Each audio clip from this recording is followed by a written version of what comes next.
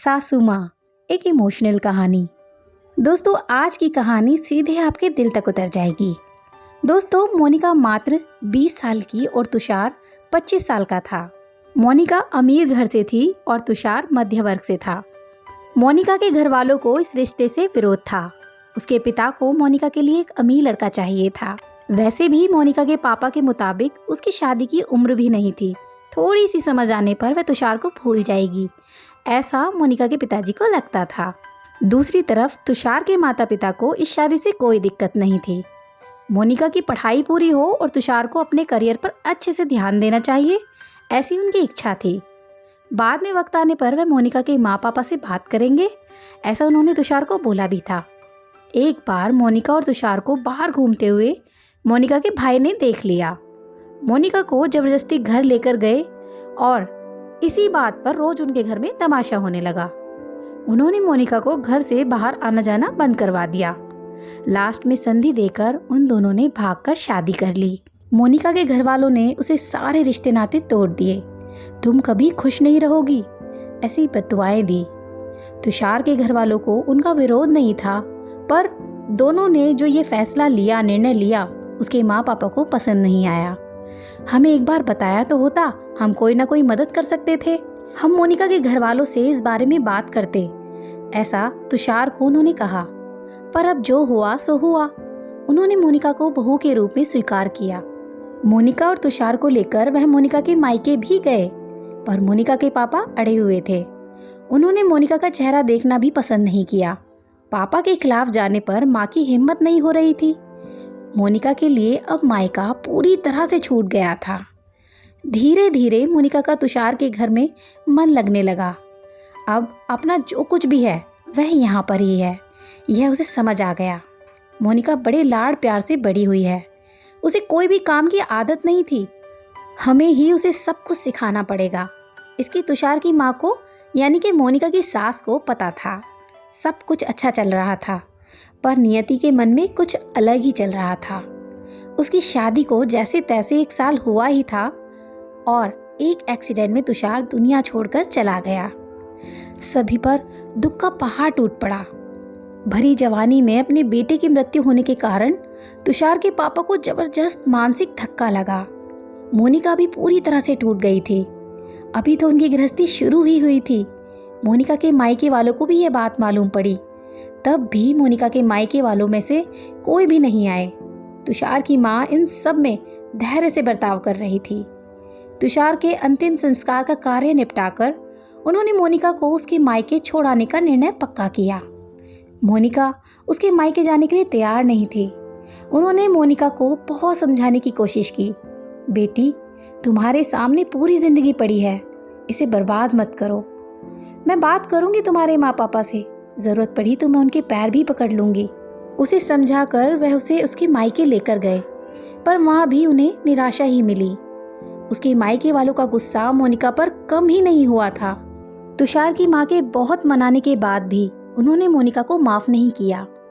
उसके पापा ने कहा, आपको बोझ लग रही होगी तो उसे कुएं में ढकेल दो। तुषार के माँ पापा मोनिका को वापस घर ले आए। मोनिका के वापस घर आने से घर के बाकी लोग थोड़े नाराज थे। अब मोनिका को कोई भी खुले मन से स्वीकार करने को तैयार ही नहीं था। कुलक्षणी, अपशकुन, पोते को निगल गई मेरे, अब बेटे को भी निगल जाएगी यह, ऐसा बोलकर तुषार की दादी, मतलब मोनिका की दादी सास, उसे ताने दे रही थी। उस वक्त तुषार के पापा की तबीयत बहुत खराब हो रही थी। यह सब मोनिका को सहन नहीं हो रहा था। उसने ठान लिया कि यहाँ से दूर निकल जाना चाहिए। रात को सबके सो जाने के बाद वह निकलने ही वाली थी, तभी उसकी सास, जो जग रही थी, उन्होंने मोनिका को रोका और कहा, कहाँ जा रही है? ऐसे पूछा। माँ, मुझे जाने दीजिए, मैं अपशकुनी हूँ। मेरी ही वजह से यह सब कुछ हुआ। मैं तुषार की जिंदगी में नहीं आती, हमारी शादी नहीं हुई होती तो आज वह जिंदा होता। पापा की भी यह अवस्था नहीं होती। मुझे जाने दीजिए, मैं यहाँ नहीं रह सकती। वक्त आने पर मैं आत्महत्या कर लूँगी, पर अब यहाँ नहीं रहूँगी। सच में मेरे यहाँ आने से इस घर की सारी खुशियाँ चली गई। मुझे कोई अधिकार नहीं है यहाँ रहने का। मोनिका रोते रोते ये सब कुछ बोल रही थी। उसकी सास ने उसे शांत किया।